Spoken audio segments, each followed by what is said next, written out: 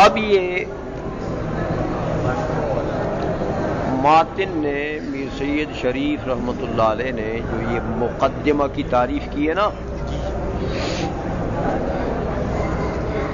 اس کا ماقبل سے ربط بتا دیں کہ پہلے منع کی تعریف ہے تو بعد میں مقدمہ کی تعریف ہو گئی ہے،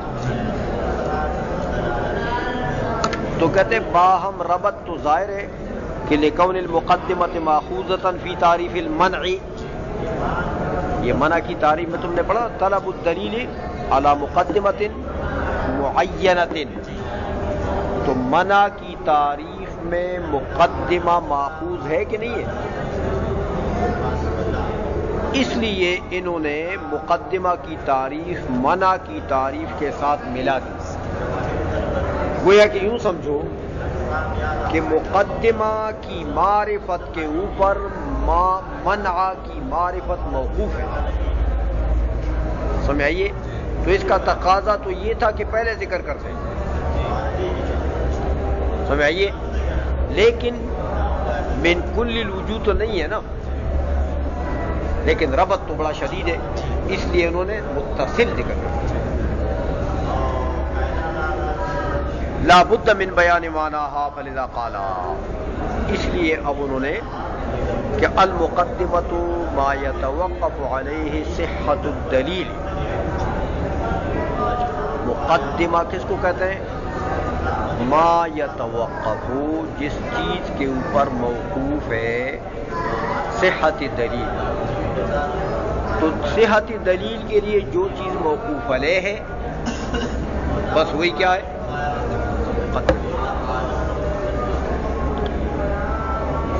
اس لیے شارح فرماتے ہیں کہ یہ ماتن نے جو تعریف کی ہے نا، یہ جزئی دلیل سے عام ہے، وہ جو مقدمہ جزئی دلیل بنتا ہے نا، وہ صغرا یا کبرا، اس کو بھی شامل ہے، لیکن اس سے عام ہے، کیونکہ دلیل کی صحت موقوف ہوتی ہے اجزاء پر بھی، لیکن اس کے ساتھ ساتھ شرائط پر بھی موقوف ہوتی ہے، اس لیے فرمایا کہ اعم من ان یکون جزءا من الدلیل اولا،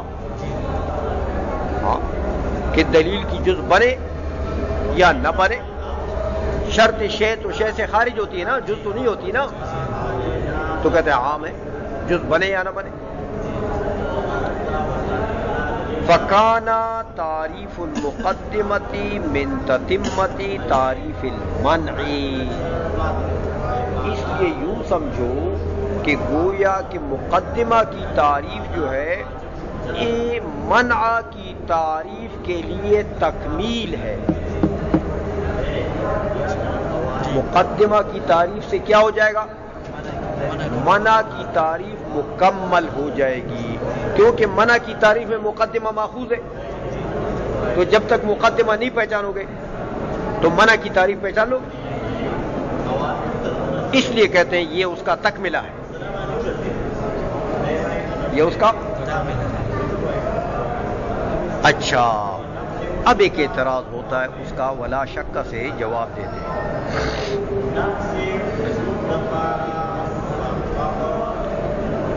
کہتے بھائی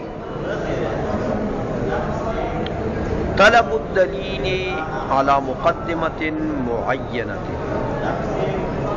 کہ مقدمہ معینہ پر طلب دلیل کا نام کیا ہے؟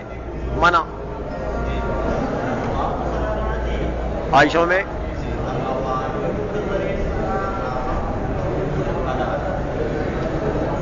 تو میرے بھائی کبھی کبھی تو ایسا ہوتا ہے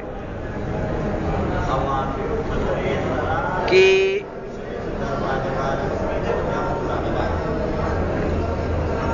ایک مقدمہ ہوتا ہے،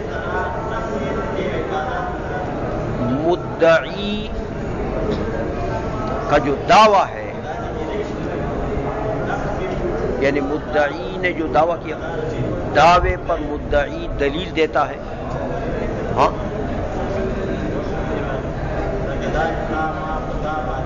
تو وہ جو مدعی کا دعویٰ ہے نا،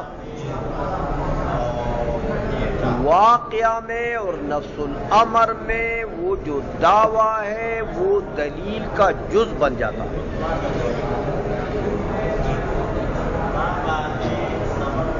سمجھئے کیا ہوتا ہے؟ وہ جو دعویٰ اس نے کیا نا وہ نفس الامر میں، ویسے تو وہ اگر مناظرے کے قانون میں دیکھیں تو وہ دعویٰ الگ ہے، دلیل الگ ہے، لیکن اس کے معال کو سوچیں تو معال کیا ہوتا ہے؟ وہ دعویٰ اس دلیل کا جز ہوتا ہے. سمجھئے؟ اچھا، تو وہ جو دعویٰ جز ہو گیا تو دعویٰ تو مقدمہ ہو گیا.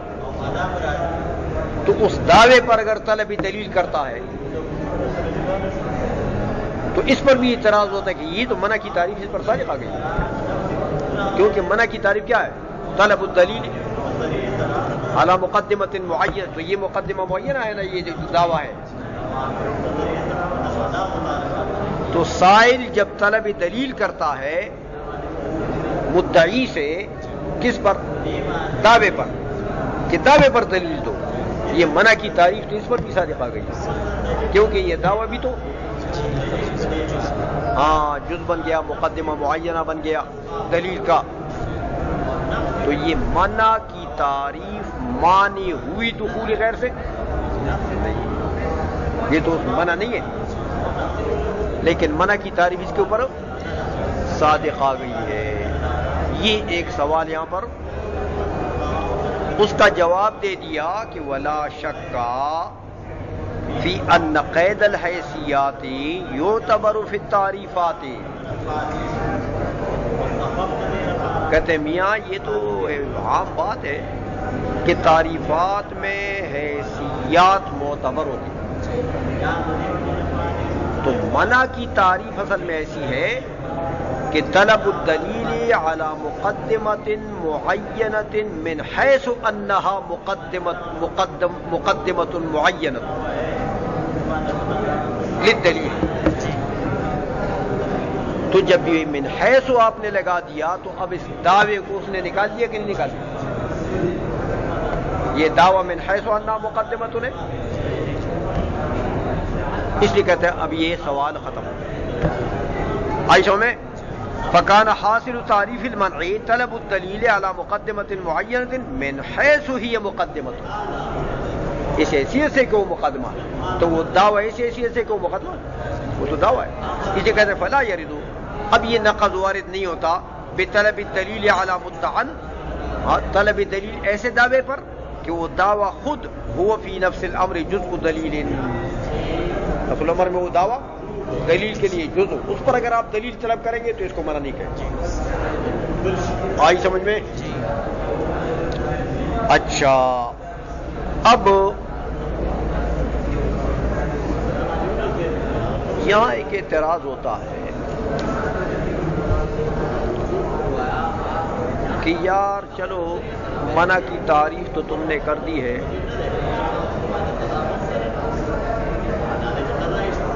کہ طلب الدلیل علی مقدمۃ معینۃ یرحمک اللہ، لیکن یہ منع جو ہے یہ تو مصدر ہے نا. منع کیا؟ تو مصادر کبھی مبنی للفاعل آتے ہیں، کبھی للمفعول آتے ہیں.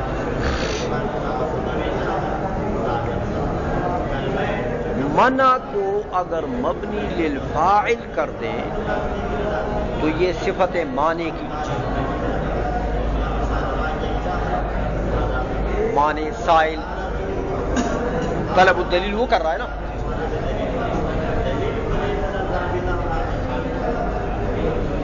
تو یہ تو سائل کی صفت ہے جو دلیل مانگ رہا ہے، اس کی صفت ہے. سمجھئے؟ تو منع تو بمعنی مانع،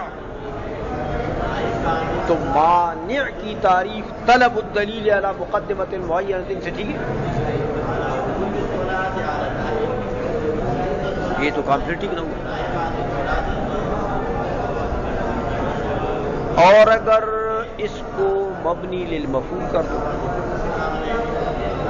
تو بمانا ممنوع.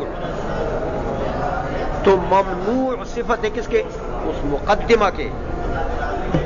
وہ مقدمہ معینہ جس کے اوپر منع وارد ہے. تو ممنوع کی تعریف کرنا طلب الدلیل. ٹھیک ہے. تو یہ تو بھائی کیسی تعریف تم نے کر دی؟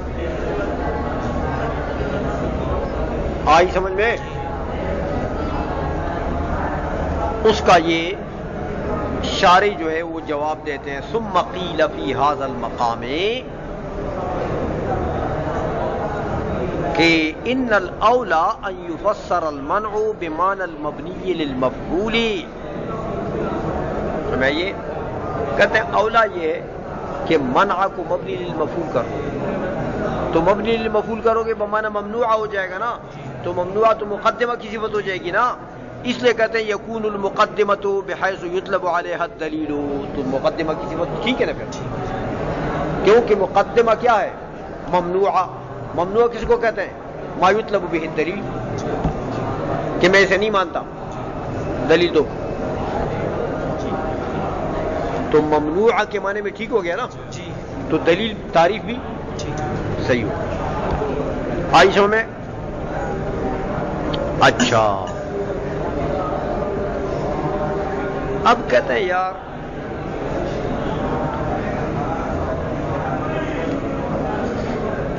مانع کے معنی میں نہیں لیتے، ممنوع کے معنی میں اولا ہے.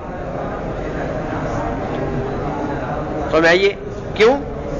کہتے ہیں والباعث له على العدول عن كونه مبنيا للفاعل، کہ مبنی للفاعل نہیں ہونا چاہیے، ہاں مبنی للمفعول ہونا چاہیے. كما هو الظاهر انه لا يظهر معنى قول المانع هذه المقدمة ممنوعة. کیونکہ اگر مبنی للفاعل ہو جائے تو منع بمعنی مانع ہو جائے. تو مانع تو بات کرتا ہے نا. مانع کس کی صفت ہے؟ سائل کی. تو سائل تو کہتا ہے هذه المقدمة ممنوعة. سائل کا تو یہی کام ہے. کیا کہتا ہے؟ ممنوعة. تو مانع کا هذه یہ تو اس کا مقولہ ہے کہ هذه المقدمة ممنوعة، اس کے ساتھ مانع کا تعلق بن تو سکتا ہے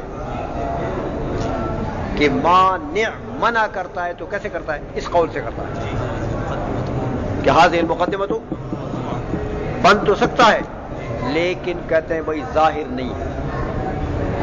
ظاہر وہ پہلا والا معنی ہے کہ منع بمعنی ممنوع لے لو. تو دیکھو مقدمہ کے لیے صفت بغیر کسی تکلف کے. یہاں کرو گے مانع کے معنی میں لوگے تو تکلف کرنا پڑے گا.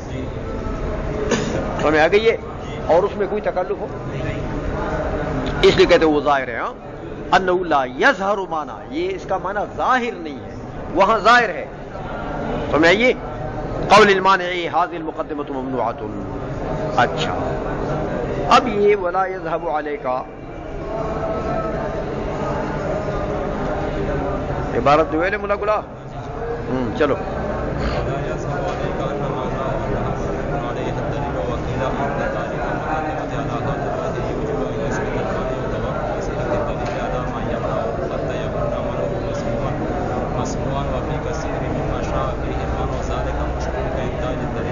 صبر کرو مولا. یار پتی دے پری خبر ہے تو بولے کدا خبر اجلا